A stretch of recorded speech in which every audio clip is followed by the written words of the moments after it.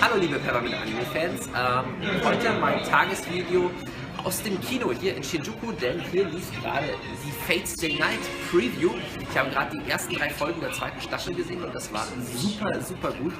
Ich kann euch sagen, da gibt es Verrat, Liebe, Drama und ein total prickelndes Gänsehautende in Folge 15. Also da ist mir echt eiskalt den Rücken runtergelaufen, so mitreißend war das.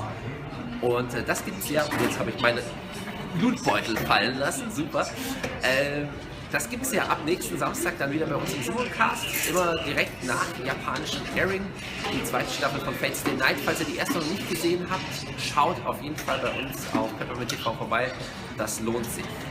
Heute für unseren Lootbeutel, das habe ich gerade fallen lassen, ist aber noch ganz, habe ich eine Crystal Ball zu Durarara 2. Was da für ein Charakter drin ist, das verrate ich euch nicht.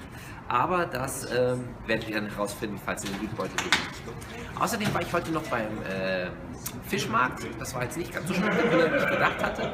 Aber dafür waren wir danach im Sony Building, in so einem Showroom, da gab es ganz coole Sachen zu sehen. Dann waren wir noch im Imperial Garden, das war wunderschön, da hat es schon richtig geblüht, hier mit der Kirschblüte, davon gibt es auch ein paar Bilder. Und dann natürlich wieder in Akihabara, da habe ich noch mal ein paar Fotos für euch. Und ja, morgen geht es dann endlich doch zum Meiji-Schrein, das habe ich heute nicht mehr ganz geschafft. Und dann noch nach Shibuya. Freut euch da wieder auf tolle Sachen. Und jetzt sage ich erstmal Tschüss und bis morgen.